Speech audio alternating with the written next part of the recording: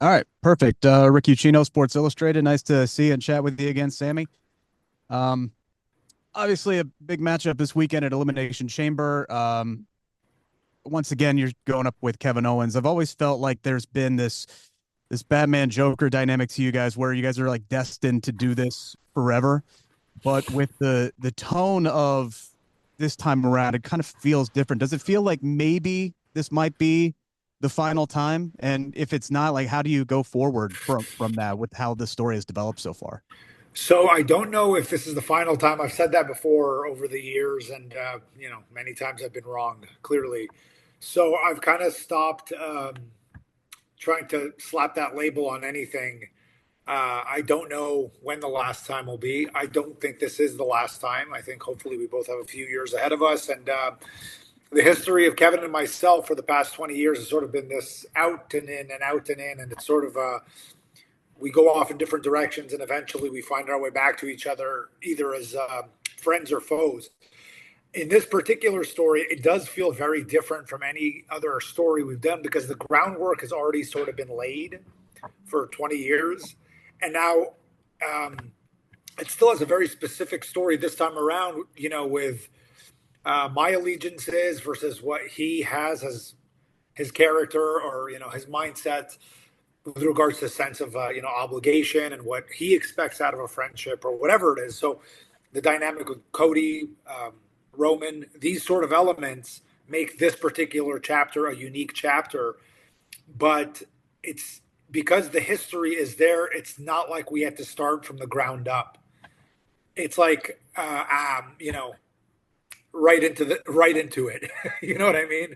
Yeah, I think we're here for a good time, not a long time, is my guess. appreciate it. Our next question comes from Sean Ross Sapp. Sean?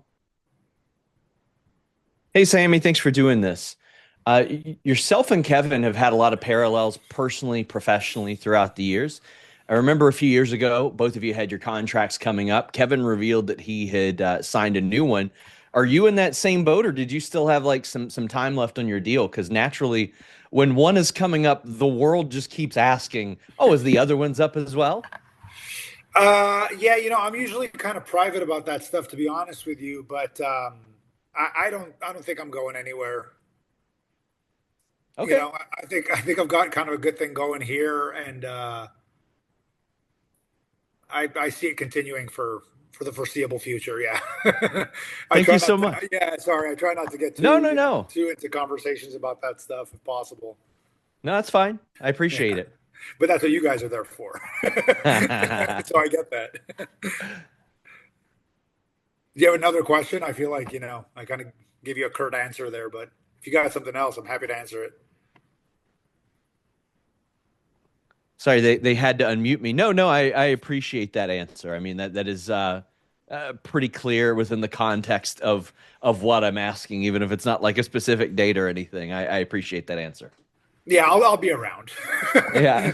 Yeah, Thank you yeah, very much. I appreciate it. no problem. Our next question comes from Jan Murphy. Jan? Hey Sammy, how are you? Not too bad. Good.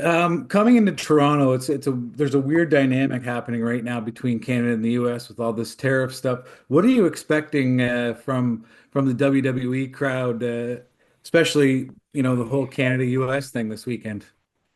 Um, I don't think truly that that'll factor in to anything with regards to this with the Elimination Chamber. I don't. Um, I think WWE. So this could be a very short answer or a very long answer, and I'll try to kind of split the difference here. But I like to talk about wrestling at length, and I like to talk about wrestling as sort of a reflective art form in the world with regards to history and sociology and how it kind of mirrors societies at the times. So, having said that, wrestling's always had sort of a political representation of the zeitgeist of the time, right? So, in the '90s during the Persian Gulf War, obviously we had Sergeant Slaughter with the Iraq stuff, and even prior to that, World War, in the '50s we had Nazi villains and stuff like that. You know what I mean? Japanese, whoever the villains were in the political climate were reflected in the world of pro wrestling. Now, I think in a strange way, we're doing a sort of weird anti-reflection wherein we just simply don't touch politics, you know, as a company. Like, nothing about the political climate is reflected in the product anymore. And I think in some ways that's also a reflection of the society we currently live in and the sensitivity to these things. But I also think it's because I think WWE is meant to be like an escape from all that stuff, especially the more real and the more it's felt on a day-to-day basis for some people. And it's not like an abstract idea when you get into the conversation of tariffs. You know, people are feeling that at the grocery store or, you know, whatever, gas station. They're feeling it day-to-day life, or they will. The potential to feel it is certainly there. So I think you want to go somewhere where you just kind of forget about that stuff altogether. And I think that's what WWE provides now, you know, where politics has become so into the mainstream and it's almost turned into an entertainment form in its own right, which I have a lot to say about, but I won't get into that. All this to say, WWE, I think, is a place to kind of take that hat off and just enjoy it for what it is. And I think everybody who purchased their tickets to Elimination Chamber is there for a great show. They're not there to think about this stuff. They're not there to boo Americans or cheer Canadians or whatever. I think they're there for the show, and we're going to give them a great show. That's what I think. Thank you. Our next question comes from Nav at CBC. Hey, Sami, how's it going? Just a question more so as a Canadian talent. What does it mean to you personally to be able to perform at the Rogers Centre this weekend, considering its history, hosting 2 WrestleManias, Monday Night Raw, probably the biggest venue that we have in the country when it comes to pro wrestling? What is that going to feel like for you? You know, every single time I thought that we hit some sort of marker, especially in the story between Kevin and myself, there's some sort of crazy new thing on the horizon. And for us, I think this is it. You know, like just getting to WWE to begin with, both signing with WWE seemed insane. And then, you know, wrestling for the NXT title was insane. And then wrestling each other on Raw and on pay-per-view or PLEs or WrestleMania, like it just, each step seemed more insane than the next. And you would think after especially main eventing WrestleMania as a tag team, winning the tag team titles and this really, you know, historic sort of match with all these great circumstances that surrounded it, you'd think, well, that's it. There's no topping this. But in a strange way, this kind of does, because it is, I mean, to me, it's still the Sky Dome, you know, and what a big deal that was. WrestleMania, you know, X8. And I remember the first Monday Night Raw from the Sky Dome in '99, and what a huge deal it was. And now for us to be, you know, we used to drive to Toronto for maybe $50, $100 to do these shows, and now we're going to Toronto to, you know, a packed Sky Dome like at Rogers Centre. I don't know. It's one of those perpetual sort of can you believe it moments, and I think it's a really, really big deal. At least it is for me. Can't really speak for him, but I'm sure it's a big deal for him too. And I think the fact that we're like not just on the show, but we're a very important part of the show, and we've got this story, and I think a lot of people are very interested in it. And that in itself is shocking to me, that we've been doing this story, different versions of this story for 20 years, and people are still seeing this match advertised going, oh man, I got to see this match. To me, that's just the coolest thing. I can't tell you how excited I am. This is a big deal. For me, this is a borderline WrestleMania kind of feel for me, for sure. Great. Our next question comes from Steve Fall. Steve? What's going on, Sam? How are you doing today? I'm doing good, thanks. Awesome. Now, a couple years ago, I was there for Elimination Chamber. You versus Roman. The place was shaking. The building was shaking. How's that compared to heading into this weekend against Kevin Owens? Which one on, I guess, the charts do you think is going to be more impactful for your career in general? I try not to really look at things in those terms. I think I'm very lucky and very privileged to be in a position that I'm in currently, or the position I was in heading, you know, a couple of years ago, heading into that match with Roman Reigns. I think those are both if you're able to do one of those things in your entire career, you've had a great career. So the fact that I'm able to do that a couple of years ago, and now a couple of years later, now find myself going into this match at Elimination Chamber with Kevin, a match we've performed so many times in different iterations and different versions of this story that we've told so many times, for it to now be on display in what is essentially almost like a Canadian WrestleMania, in a stadium, in a Skydome, the Rogers Center, legendary stadium in Canada. I don't know, man. It's huge. It's huge. I try not to compare in terms of like magnitude of like, this is number one, this is number two. I tend not to really look at my career in those terms. As I said, they're both amazing. They're both amazing for different reasons.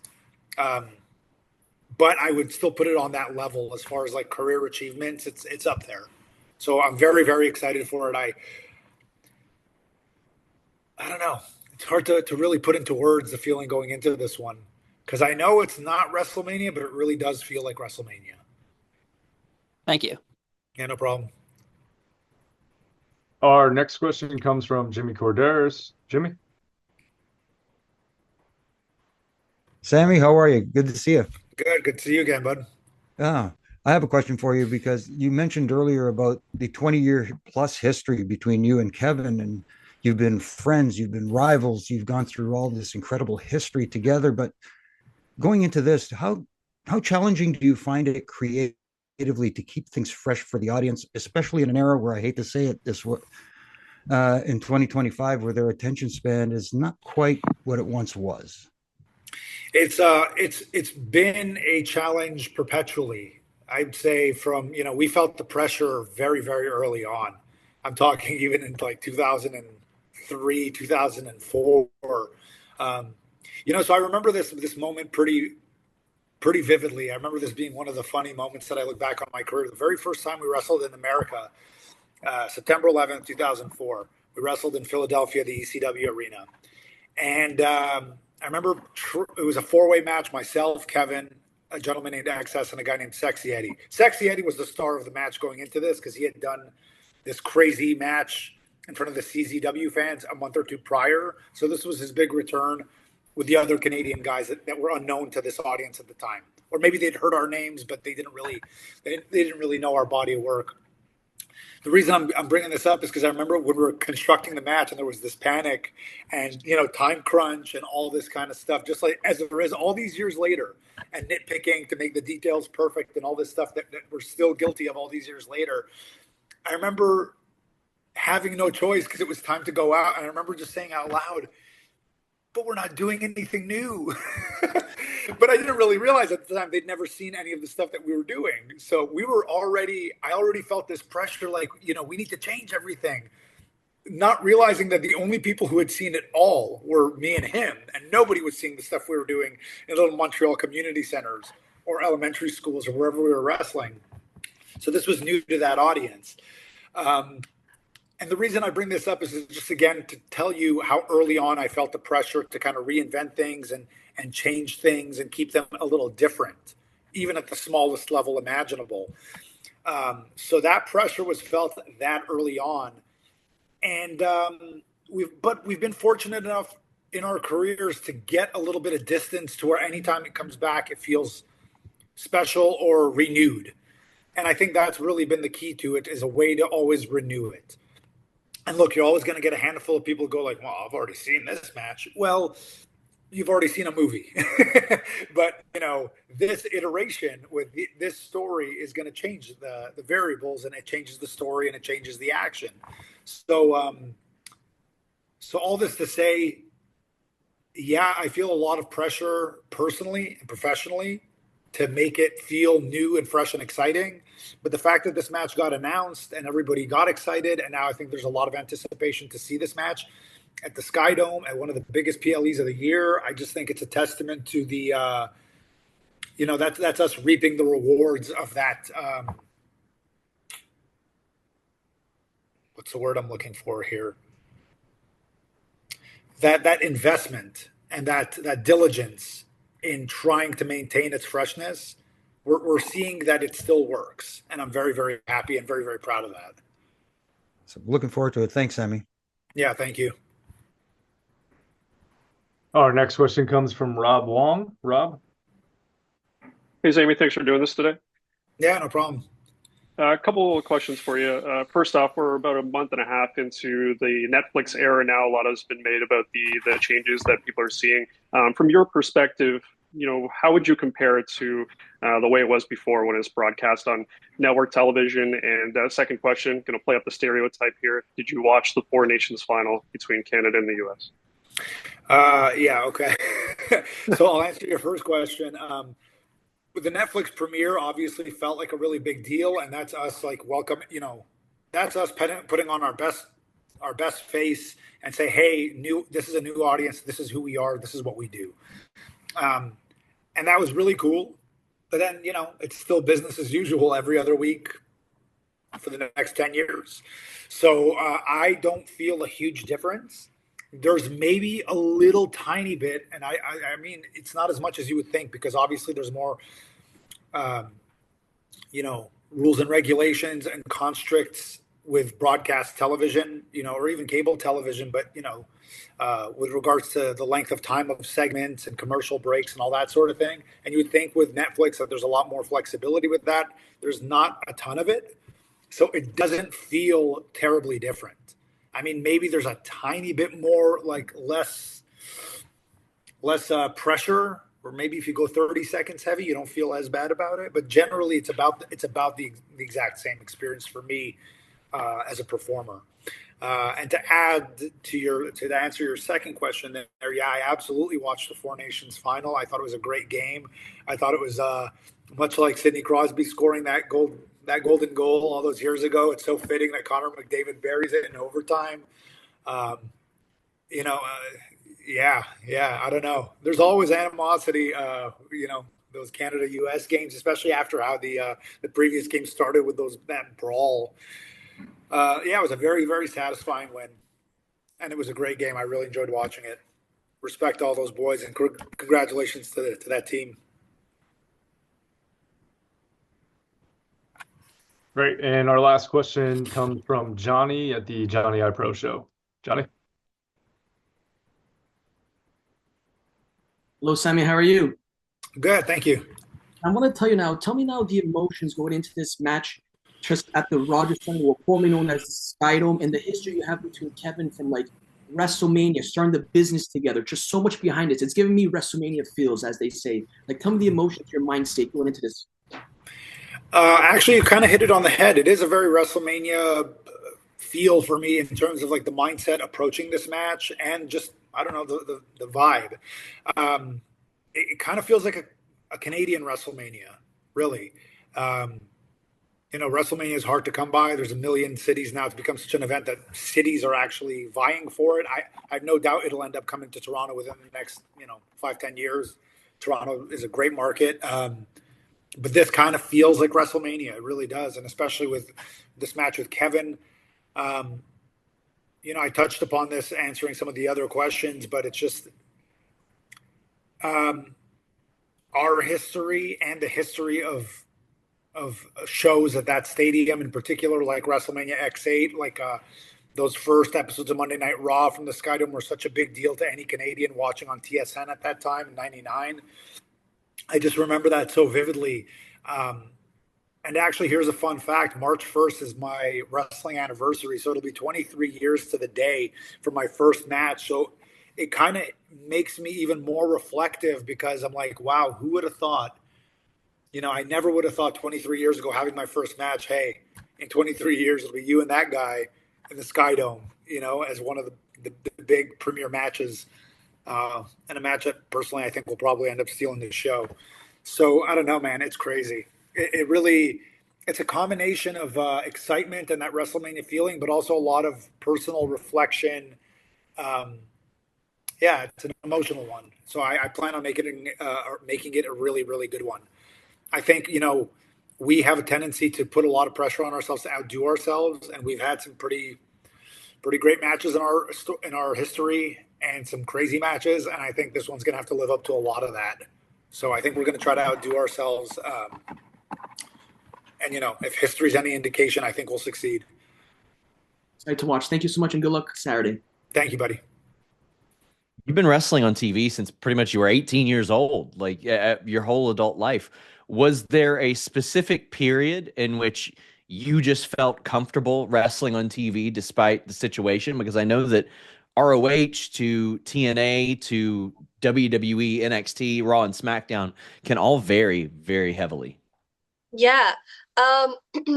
Honestly, I think my very first match in the WWE, I wrestled JC Jane, and we got time cut during that match.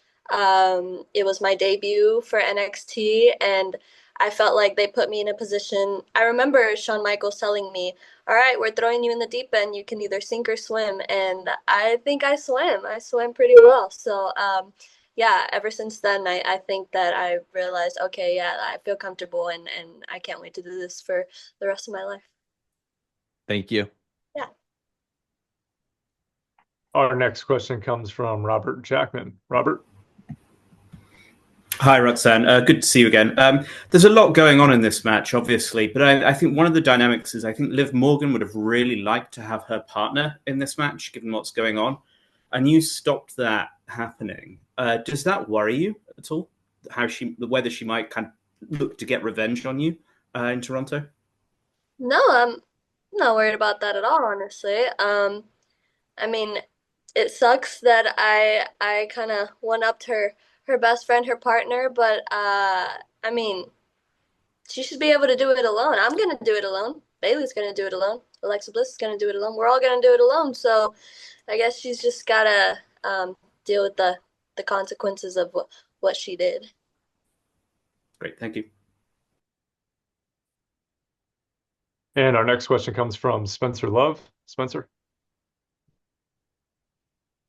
Hey, Roxanne. Good morning. Happy Monday. I wanted to get your thoughts on the WWE ID program, especially as somebody who trained under Booker T, trained at Reality of Wrestling. Maybe what do you think are some of the benefits, and what are your thoughts for it going forward? Oh, I think it's so awesome. It's really, really awesome to see all these athletes come in, these D1 athletes that have been very successful in whatever sport they've worked their whole lives in. But I also think that it's really awesome to see all these independent wrestling talent that have, put in the work for their specific sport. I think it's so cool to see all these women. I know Zeta Steele is a part of that program, Kylie Ray. Those are two girls that I think are so talented, so awesome. So it's really cool to see all these independent wrestlers get the opportunities now. I think it's going to be great for the performance center. Awesome. Thank you. Good luck on Saturday. Thank you. And our next question comes from Jimmy Corderas. Jimmy? I have to unmute my mic. Sorry. Hello, Roxanne. Nice to see you. Nice to see you. I have a quick question for you. What do you see as the biggest difference so far between working on NXT and moving up to the main roster after such a successful run as a villain? In your recent match against Raquel Rodriguez, you were more of a babyface, for lack of a better term, against a larger opponent. Was there a big adjustment you had to make in that sort of match in that style? No, not really. I think Shawn Michaels does an absolutely great job at preparing us for the main roster. So, everything that I've done well on NXT, I'm bringing it up with me to the main roster. And I definitely still got that edge. Obviously, we had that big size difference, so I kind of got to work a little bit different to work my way up to get her down. But I still got my same attitude. I think I slapped the taste out of her mouth a couple times, which I thought was kind of funny, and I ended up with the win. So yeah, I think everything that I've learned at NXT is gonna do me well in the main roster. Awesome. Thank you very much. Thank you. And our next question comes from Denise. Denise? Roxanne, I do have one more question for you, and that is, I wanted to get your thoughts, and of course, being the final two with Charlotte Flair in the Royal Rumble. Kind of talk to us about like your reaction when you found out you would be in the Royal Rumble again. You've been in it multiple times, but also, making it all the way to the end, and what those last couple minutes in the match felt like, and also how you came out feeling from it, because that was such a big spot to be in. Thank you. Yeah. So I found out that I was gonna be in the Rumble probably the Wednesday before. So I didn't really expect it. I thought, oh, maybe not this year, which is okay. I still got years and years to go. But they called me, and when I found out that I was gonna be the final two, I was just shocked. I thought it was oh my God, the biggest opportunity that I've ever gotten so far. And I remember the last six, it was me, Nikki Bella, Nia Jax, Charlotte Flair, Bayley. And I was like, wow, I belong here. This is what I've been working for, to be in the ring with all of these women. And I had a flashback when I was on the floor after Charlotte eliminated me. And the first ever Royal Rumble that I went to I was an extra, and Charlotte Flair won that match. And I was sitting in the very top of the suites watching her win. And then this year I was unfortunately was sitting on the floor watching her win, but it was just a really full circle moment. And yeah, I just feel like everything is just happening exactly the way it's supposed to be happening. Awesome. Congratulations, Roxanne. Thank you. Hi, Bianca. Nice to chat with you again. Appreciate you giving us some time here. The last time we spoke was with you and Jade together, and you had talked about wanting to really focus in and hone in on establishing the women's tag team championships. Obviously, a lot has changed since then. You're now tagging with Naomi with everything that has happened with Jade, but you also have this opportunity this weekend to win your second Elimination Chamber match, get yet another singles match for a world title at WrestleMania, which I believe would be your fourth, and you would finally get that big match with Rhea Ripley. How, you know, there's so many different things that you want to do at one time. How do you balance everything where you have these goals for the tag team titles, but you also have these singles goals as well?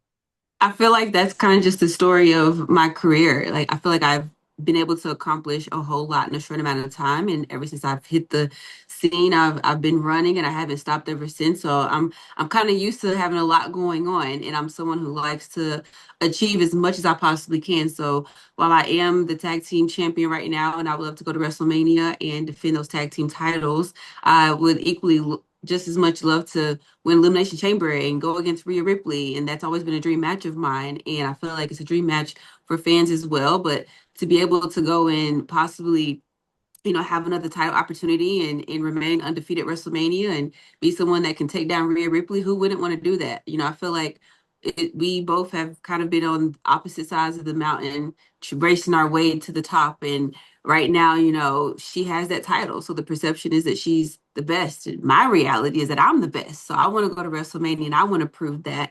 So I'm going to do everything that I can in this Elimination Chamber to make sure that I can, point to that WrestleMania sign, solidify my path to WrestleMania and go and face Rhea Ripley. And at the same time, hopefully get to go and defend our tag team titles alongside Naomi.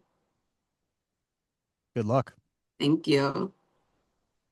Our next question comes from Denise Salcedo. Denise? I can't hear you. I think you're muted. Sorry about that. Thank you. Okay. So, Bianca, I wanted to start off by saying, obviously you mentioned that dream match with you and Rhea Ripley is definitely something that we want. You're undefeated at WrestleMania. And of course, like Rick mentioned, you have been doing all of this stuff, the tag team division. For you, how have you felt sort of going from, doing everything that you possibly could do, because you've had so many accolades underneath your belt when it comes to the singles division, going into the tag team? Do you kind of miss the singles division and the spotlight, primarily being on you? Or how are you trying to find like that balance between like being the old Bianca and then also this new Bianca? I know it's a big question. No, it's completely fine. It's a great question because I honestly feel like I said before, I was able to accomplish so much in a short amount of time being in the singles picture. Like when I look back on my career on being on the main roster, I actually feel like I've been a champion more than I have not been a champion on the main roster, right? So I felt like when I had the opportunity of being a part of a tag team, I felt like I was in a space where I was ready for that. I was ready for it to do something where it wasn't just about me, like me being as successful as I was in the title pictures, because there were so many women that helped me along the way. So I saw this as an opportunity to do the same thing. Like I want to give back now, and I feel like I have accomplished so much that I have enough equity to where I can help elevate this tag team division and give more spots and more spotlight to the women on this roster, because we have so many talented women.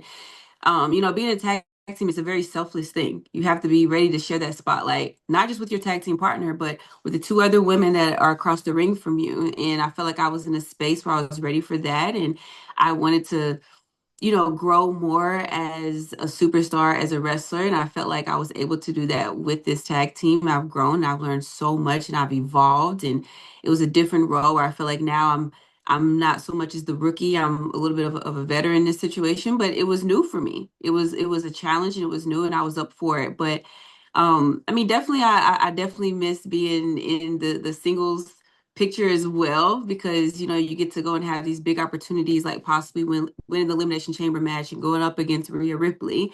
But being a tag team, it's a lot less pressure, it's a lot more fun. But I'm definitely having that itch of getting back in that singles picture. Thank you, Bianca. Thank you. Our next question comes from Jan Murphy. Jan? Hey, Bianca, with so few spots available on a show like this, what does it mean to you to be able to have one of those spots? I mean, coming back to Toronto at a place where they haven't been in over 20 years, what does that mean to you this weekend? It means everything. Like I said, our roster is so stacked right now. I think we just saw that with the Royal Rumble. It was 30 women in that match, and it's women from the past, the present, the future. And I feel like every single woman that was in that match could go and have a WrestleMania match, could be a part of Elimination Chamber. That speaks volumes to how amazing our roster is. So to be one of the women that has the spot at Elimination Chamber it means everything, because it could be any one of us, and we're all fighting and clawing our way to get to WrestleMania. And when you've worked all year long, you want to have that spot at WrestleMania, and we've all been working our butts off all year long. So it's something that I don't take for granted. It's something that I know is very special to be a part of, and to be able to have that spot, because next year it could be very much me that, I didn't make it this time. So every single time I get to be a part of a big moment, or be a part of a big opportunity, I'm gonna do everything that I can to relish in that moment. So it's special. It's super special, because we just have so many talented women. So it's very special. Thank you. Our next question comes from Robert Jackman. Robert? Excellent. Bianca, you've been in the chamber twice. This will be your third match. I mean, in your opinion, does experience count for much or in Elimination Chamber, or is it just total war when you get in there? I would say the Elimination Chamber match is probably one of the most intimidating matches that I've been a part of.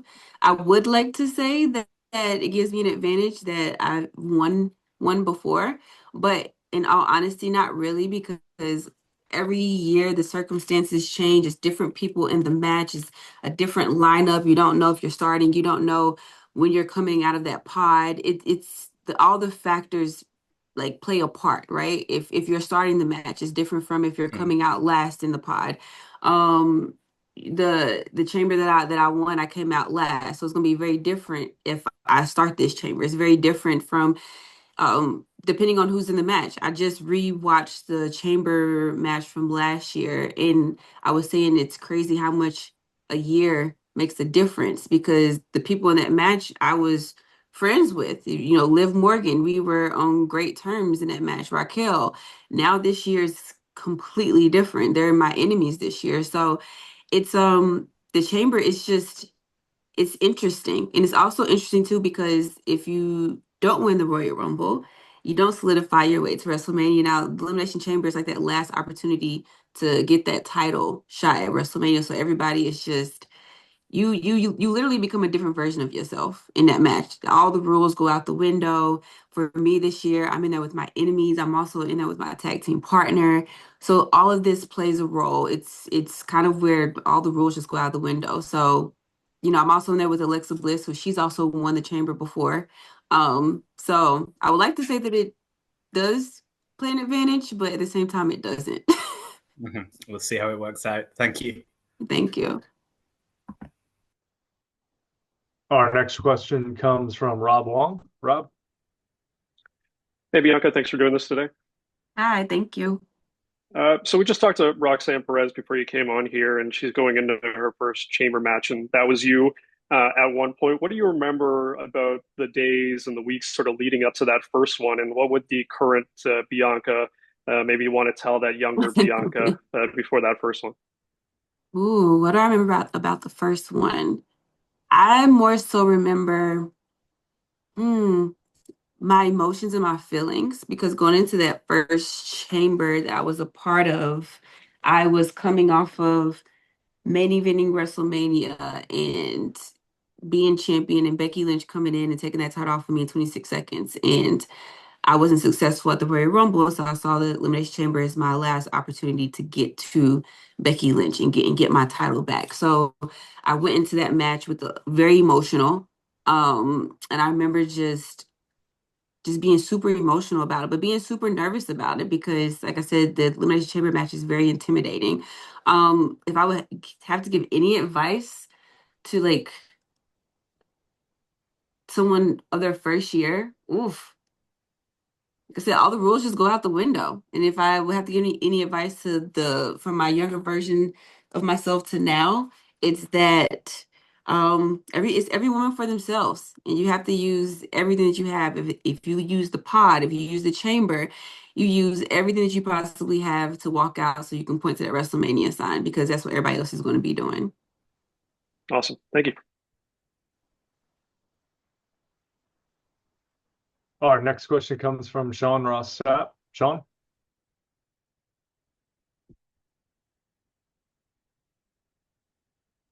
Sean, if you can just unmute yourself, sorry. Oh. Sorry about that. Hopefully you all can hear me now. Good. About a year ago, we heard you talk about like the way that you would want to be a heel if possible. We had heard like some ideas that had been thrown your way. And I believe it was Lashley said, she's an inspiration to a lot of people. It's got to be something very substantial or important for her to do something like that. And we've seen like your entrances that integrate a lot of that, your inspiration to many children.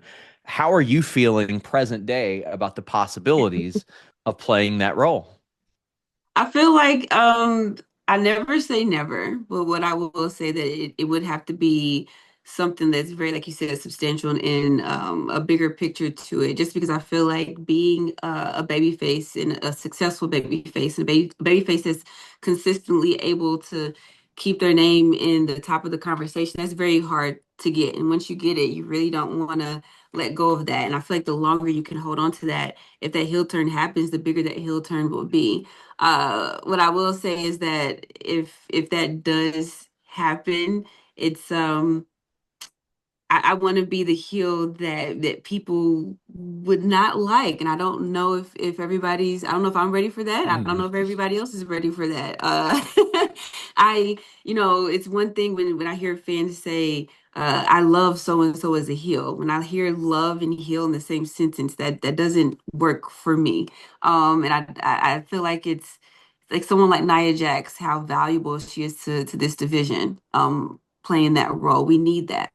And so we'll just see what happens. We'll see where it goes. But right now, I don't know if I'm ready for that. I don't know if the fans are ready for that. But when it happens, I feel like it's going to be something big if it ever happens. Who knows? Thank you. Our next question comes from Steve Paul. Steve?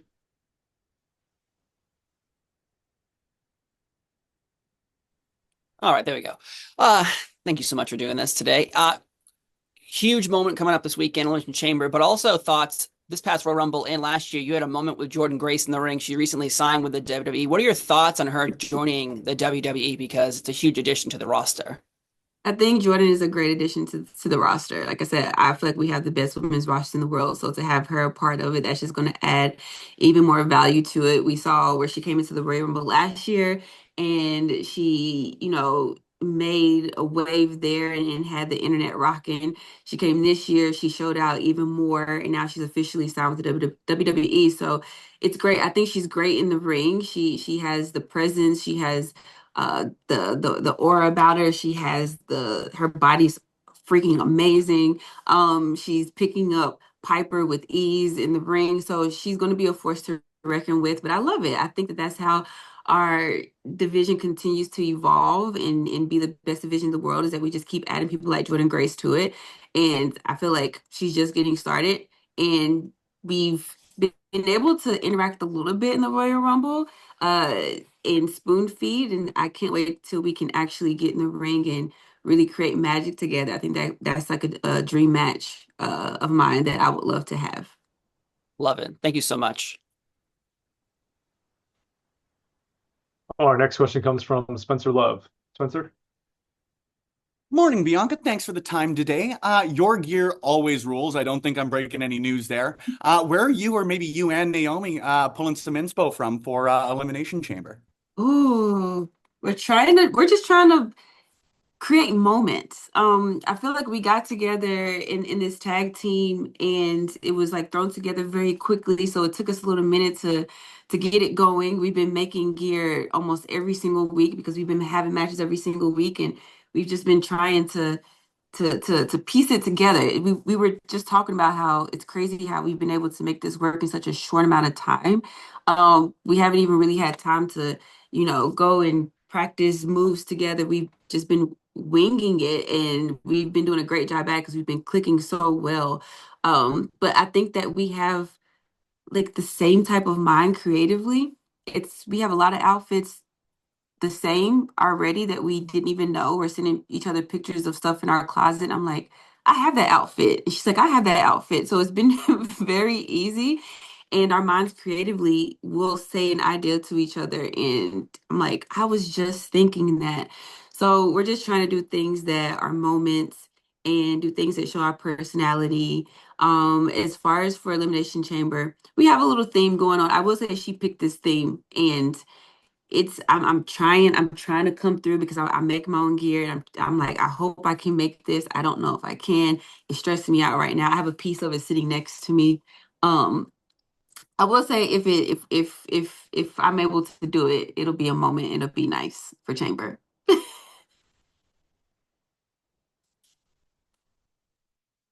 Our next question comes from Jimmy Corderas. Jimmy.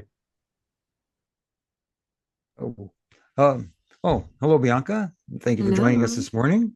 I have a question for you regarding your tag team partners, because you were tag team champion with Jade Cargill, and due to unfortunate circumstances, now you're tag team champions with Naomi. Can you explain the differences between tagging with Jade and tagging with Naomi? I'm not asking you who's your favorite or who's the better of the two, just the differences with tagging with each.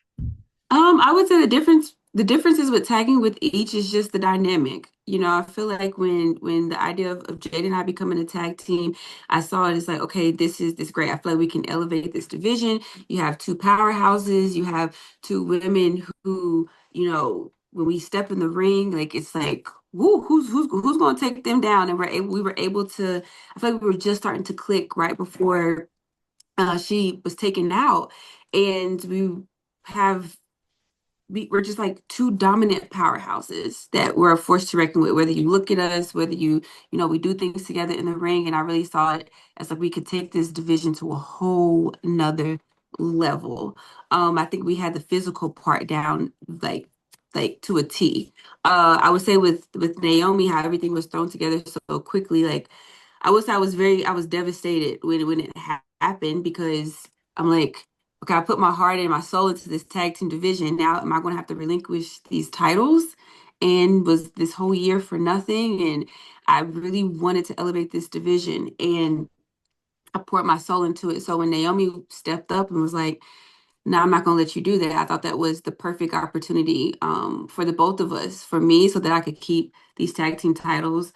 For her, it was for her to, redo what she started. She, was the first Black tag team to hold those titles and be able to come back and for her legacy to redo that and end that on a good note. And I was like, this is perfect. And when I remember I was in NXT, Naomi was pushing very, very hard for us to become a tag team initially, and it just never happened. So I think friendship wise, like we've gotten so much closer. I think tagging with a veteran as well. I've been able to learn so much from her, and I feel like we've been able to click and just have like a lot of fun and have the fans feel that as well. So I feel like we've been able to bring a different, like Jade and I, we were like physically and visually, we were great, and we were able to elevate the division in that way. And Naomi and I, we were able to bring in like this connection with the fans and this interaction with the fans that we were able to bring with them. So I think they're both equally just as great. And I think they've both been equally just as valuable to this tag team division. Great. Thank you so much, and good luck Saturday. Thank you. Our next question comes from Johnny at the Johnny iPro Show. Johnny? Hello, Bianca. How's it going? Hope all is well. Now, I got to ask, now your mind state going into another chamber, and also, has Montez given you any advice? Because his last time was just amazing. Well, if I get any advice from my husband for the chamber, I'll be falling from the top of the chamber. He's a crazy man. So I'm trying not to go to him for advice because I do not want to come from the top of the chamber. But if that's what I have to do in order to get to WrestleMania, that's what I'll be doing. I'll be jumping off the pods. I'll be coming off the top of the chamber and frog splashing people. But he's definitely, hopefully he'll be there and be able to support me the way that I was there and able to support him. But my mindset going into this chamber is just getting to WrestleMania. I've been at every single WrestleMania. I want to continue my undefeated streak. Like I said, I would love to go up against Rhea Ripley and show that I am indeed the best. And I feel like I've been able to accomplish a lot. I've been able to, main event WrestleMania and win an ESPY and be undefeated and be this fighting champion. And so now to go up against Rhea Ripley and prove like, okay, you have that title. You're the best. No, I'm the best. That would be the ultimate accomplishment for me. Good luck Saturday. Thank you. Hey, Drew. How are you today? I'm good. How are you? Very good, thank you. So you talked about this a couple of weeks ago when we chatted, but the opportunity to get in the ring with John Cena. You mentioned that you had some things you wanted to say to John, but what's this opportunity mean to you, given everything that's happening with John and that won't be happening with John after this year ends? Yeah, well, to be honest, I was hoping I'd get the opportunity to say some things to his face. We discussed that I've never had a one-on-one match with John, even though we spent literally years and years with each other. There's very few people on the roster these days, aside people like myself, Cody, Sheamus, Miz. There's maybe a couple I'm missing, but predominantly nobody has spent real time with him, knows what he's truly like, and perhaps knows some things that he would love out there publicly. Nonetheless, much like CM Punk, I ain't afraid to tell the truth, my truth specifically. And I'm very disappointed I've not had the chance to say it to his face. And with any luck, he's got the chance on SmackDown. If not, I will find a way to say what I'm thinking. And maybe social media, since it's become a saying, I've somewhat weaponized it, because if I can't tell the truth elsewhere, I'll tell the truth there. And there's plenty I've got to say about John Cena, but at least I can get my hands on him in the chamber and physically let him know what I thought about certain things from the past. Thank you. Our next question comes from Rick Ucchino. Rick? Hey, Drew. Good to chat with you as always. Got it. So Friday had to be a bit of a difficult time for you. Your Instagram story, minor procedure, but you had your knee drained about 45 minutes before your match with Jimmy. I've never had that done, but a quick Google search says you're supposed to elevate your knee for like 24 hours after that. So what was that match like? How are you feeling now? And, any concerns with the knee heading into Elimination Chamber? I mean, I have no concerns with the knee personally. I couldn't bend it fully, unfortunately. And I told the doctor, listen, let's get this fluid out. He wasn't exactly over the moon about it, but medically it was safe, or we wouldn't have done it in the first place. But it was legitimately 45 minutes before the match. And I told him, this is going to hinder me in the match. I'm not one to make excuses. I'm not going to say that's why Jimmy got himself the biggest victory of his damn career and had his WrestleMania moment at my expense. But yeah, I'm just, put it simply, I'm not a pussy. A lot of the guys are now. So get that out. I've got a show to put on. I've got a performance to do, and this is affecting me. So we took that fluid out. I got in the ring. I did my job. I left Jimmy not looking like a winner, that's for sure. And I'll be good by Elimination Chamber. If I have to tape myself together to get in the ring with the likes of Punk, Seth, and John Cena, people I really want to be in there with and show the world that Drew McIntyre belongs on top. You don't have to hand me a thing. I'll keep taking and taking and taking and showing why I belong on top. And that's a match I'm not going to miss if I have to hold myself together with duct tape. All right. Thanks, Drew. I appreciate it always. Thank you. Next question comes from Steve Fall. Steve? Hey, Drew, thanks for doing this for us. Now, this weekend, there's a lot going on. Obviously, you're going to win the Chamber match, but do you think that Cody Rhodes will sell his soul to The Rock, and would you do the same? When it comes to Cody, I don't know. He's worked very hard to get where he's at. I don't love some of the actions that he's had towards me recently. I literally put myself out in front of the world and tried to give him some advice. He told me to go screw myself, then jumped on me. But there's part of me that does believe that Cody would do literally anything to be on top and stay on top. So who knows? And all I know for me is I've always been a one-man army. I've had offers to team up with people. I've had people say to me, I'll watch your back. And I had Bloodline jumping on me left and right. And I've always been trying to do things the right way. Always try to do things by myself so I don't have to hold myself accountable to anybody else.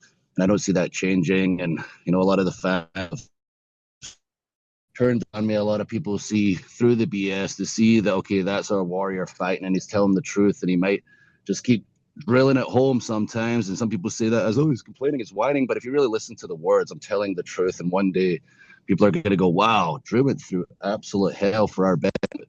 What a guy that is willing to, take the good times when we're all together, everyone was behind me, and the bad times where a few people turned on me. But my true fans really saw through the BS, and I didn't have to sell out to anybody or sell out to the company or to fans that were booing me. Like, I've always done things my way, will do things my way, and I know truth always prevails in the end. Thank you, Drew. Thank you. Our next question comes from Rick Ucchino. Rick?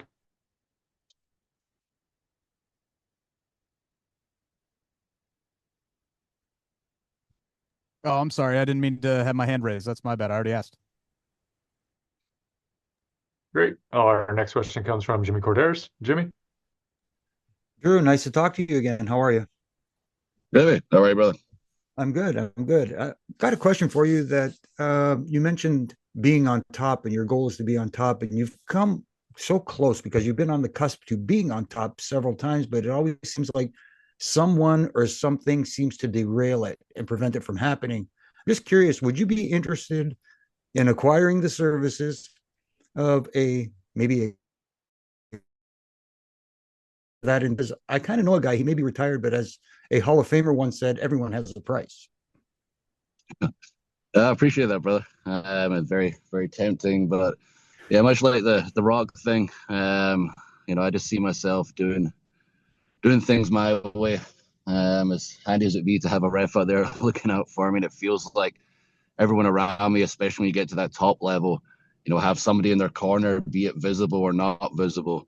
Said I got to do things my way, the Drew McIntyre way. When it comes to the Rock situation, I've said this a few times because a lot of fans just look at what's happening right now. We're able to tell these deep layered stories, which are life. Life is complex. We're 52 weeks a year. We can go into the details, into the woods, and they're like, well, you have these issues with the bloodline because it made your lives hell, and you hate them all. Yet, why would you like The Rock? I was like, why would I have one issue with The Rock? It doesn't mean I'm going to sell my soul to The Rock or whatever if that offer came, but he's literally looked out for me my entire career since I was a kid himself.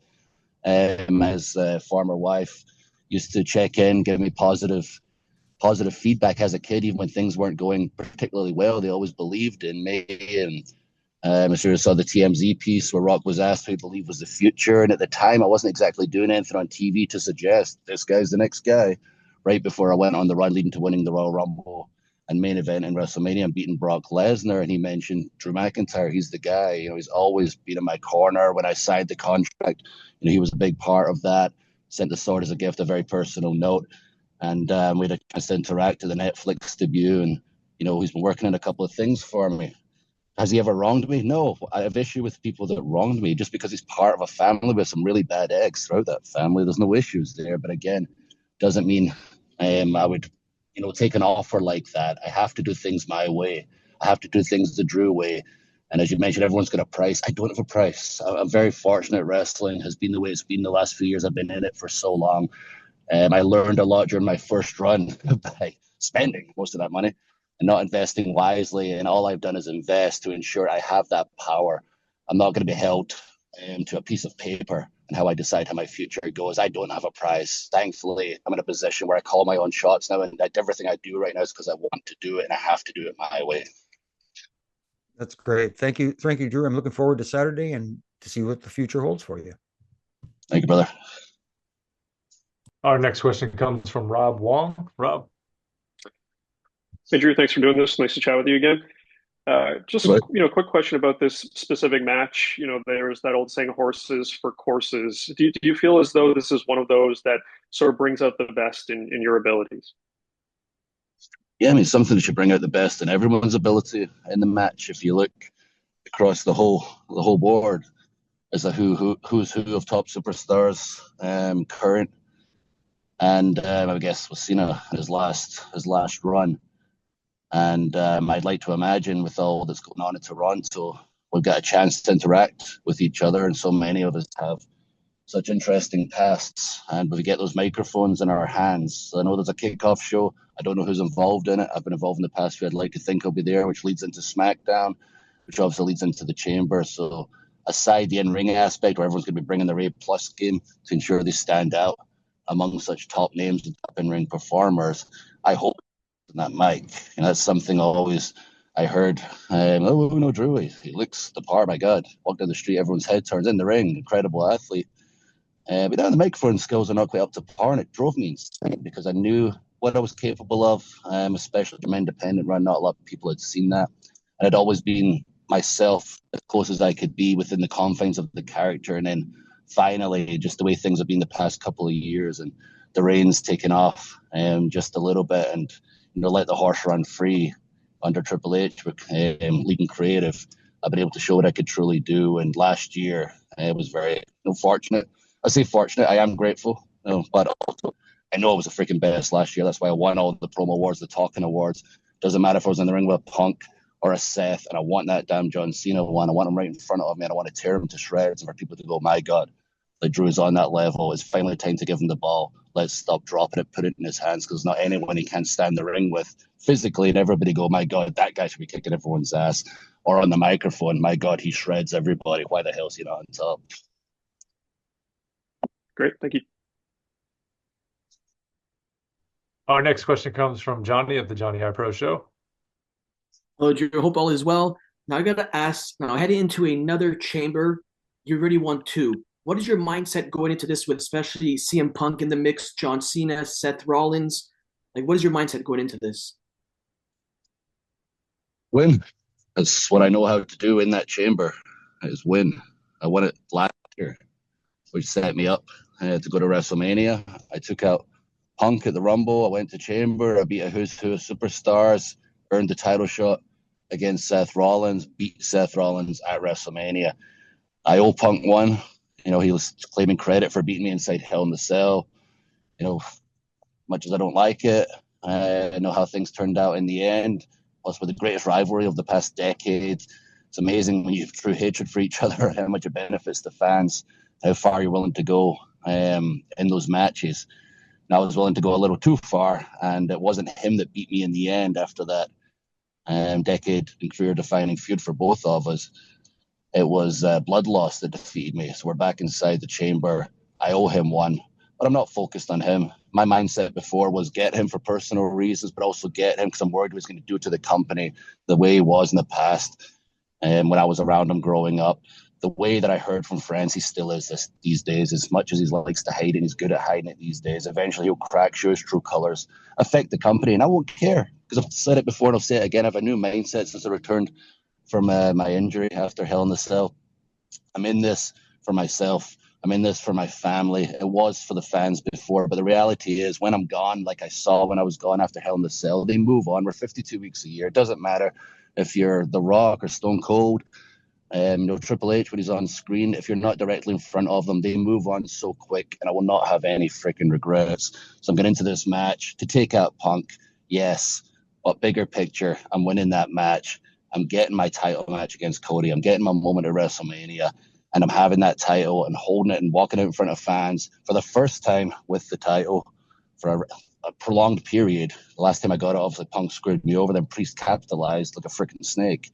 So I'm getting that run, and it's not because I imagined it that way as a kid. I did. It's for me. It's for my family, and I don't care if anyone else likes it. If they do, cool. They're with me through my struggle, but they're going to deal with it and they're going to like it because Drew McIntyre is simply the best right now. Best of luck Saturday. Thank you. Our next question comes from Sean Rossett. Sean? Hey, Drew. You've been known for getting pretty outspoken on social media, and we've actually seen LA Knight sort of give it back to you a little bit on screen. How do you approach situations like that? Doesn't seem like you really get hurt by words, but have you been approached by anybody backstage that maybe have been hurt by some of your words? No. They go to management and cry. And then I laugh and say, what are they going to do about it? Tell them to beat me up, but they can't. You got to have some thick skin in this game. Like, it drives me crazy, people with thin skin. That's the one thing I'll give Punk credit. He's got some thick skin when it comes to the words, and then he, gives it what he can in the ring. He's very lucky he defeated me through blood loss in the match. But come on, this is what it's all about. We're in a new world today. It's not just can you get it done in the ring, can you get it done in the microphone where perhaps it's a little more controlled. I can be a little more free these days, but you can't stop me in social media. Nobody can go toe-to-toe with me online, on the mic, or in the ring. I'm a complete package. And to cap it all off, I'm not your average. People like to say I'm a troll. Priest makes his little comments on TV. I've heard Seth make some comments on TV about the troll or whatever. I'm not a troll. I'm not your average troll. I'll rip you apart on social media, and then you think of somebody who's like sniveling behind the keyboard in their mother's basement. That ain't Drew McIntyre. I'll tear you to pieces online. And I step behind the keyboard. You're like, oh my God, he's going to kick my ass too. And I do kick your ass. You're lucky I'm married, or I'd take your girl too. That's the kind of troll I am. No one can freaking stop me. Thank you. Thank you. Our next question comes from Spencer Love. Spencer? Hey, Drew, thanks for the time this morning. You mentioned it earlier. There's a lot of people in there that you've got personal issues with, whether it be Damian Priest, Logan Paul, Seth Rollins. How do you separate those personal issues from the professional issue of going in, winning the chamber, and eventually facing Cody Rhodes at WrestleMania? You have to. I mean, if you get a few extra digs in there, a few stiff shots, then good.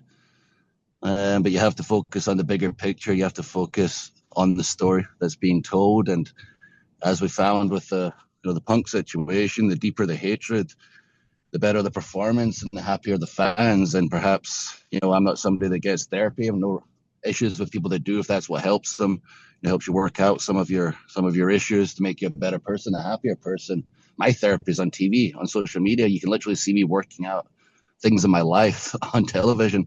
And sometimes it's through words. Sometimes it's through conversations like this. And sometimes it's through just kicking somebody's ass. And that's my version of therapy. And I've got my eye on the prize. Whatever personal issues are there, cool. I'll take it out in the ring, and I'll focus on getting to WrestleMania, get in my moment, and keeping that freaking title. Thanks, Drew. Good luck Saturday. Thank you. Our next question comes from Nav at CBC. Hey, Drew. You mentioned the Hell in a Cell match with Punk. Probably one of the most brutal Hell in a Cell matches in recent memory. How does an Elimination Chamber match compare to a Hell in a Cell? I've lost all my Hell in a Cell matches, and I've won 2 Elimination Chambers for starts. I did not have good luck inside Hell in a Cell, unfortunately. I dropped the title to Randy Orton there. I think Lashley got me, and obviously with Punk, almost bled out on worldwide TV and broke my back at the end. Elimination Chamber, I guess just with so many people in the ring at once, you just be on your toes, and there are very creative ways to cause violence there and inflict pain. But you got to have a game plan. You got to be willing to take a step back in order to take 2 steps forward. Like inside the cell, I've treated it like a sprint every time. And I think now with my new mindset, since I was out injured after Hell in the Cell, I wouldn't treat it this way, but I was very much like a sprint right into it without thinking, just go, go, go, hopefully take out the competition. And it's not worked for me inside the cell, but I've always had the mindset inside Chamber of hang back, let people inflict the damage in front of you, try not to get attacked from behind. There's so much action going on at once, and I've implemented that game plan, and there's more aspects to it, but obviously people are going to be watching this and reading this and going, oh God, Drew's burying me right now. If I'm saying things about you, I'm not burying you, I'm telling you the truth. If you're on the roster and you're reading this and you get your feelings hurt and I didn't mention a name and it triggers you, it means I'm actually talking about you. So I'm not going to give my whole game plan away, but I'm going to go in there with the same game plan as usual, which is win.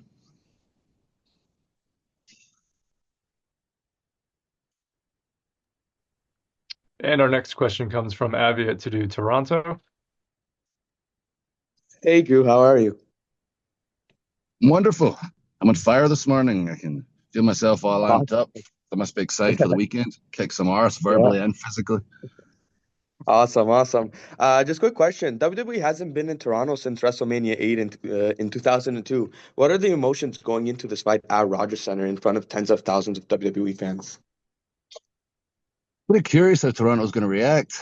A lot of places in America where I'm going, I mean, some places I've been met with like cheers and stuff. Atlanta, a lot of the crowd were reacting positively. And I don't care one way or the other if you're positive or negative in the reaction. It's just telling who's listening to what I'm saying and who understands what I'm putting myself through for for everyone's entertainment, as well as my own goals going forward. And Toronto is somewhere that's been referred to as Bizarro Land, but ever commentators go, oh, it's Bizarro Land. They're not doing the thing we're supposed to be doing right now, or we're telling you you're supposed to be doing. It's places like Toronto, New York, back home, like in the UK and Europe, they react the way, they feel personally about the characters and the stories because they actually listen, they take the time to understand the human emotion beside everything. And I'll be fine if they boo me out of the building. But I do see somewhere like Toronto and Canada in general as somewhere that are such big wrestling fans. They look beyond what's going on right now. Like someone like a Jay is, well, man, he does like a cool entrance and he does like the hand thing now. I mean, that doesn't matter all the things he did in the past. Oh, yeah, it doesn't matter when his family ruined my life or whatever. They look past that stuff and go, why does he feel the way he feels? Would I feel the same way if that stuff happened to me? These past few years of everything Drew has been through after a 25-year career, moving to America at 21, sacrificing everything for our sake at the expense of his own family. That's the kind of stuff Canadian fans look deeper than just what's on the surface. Like American fans, it's what have you done for me lately? So I'm curious how Canada's going to respond to Drew McIntyre. I don't care either way, but I get excited to go to so-called Bizarro Land, which is just logical land to me. Awesome. Thank you, and good luck at your match. Thank you.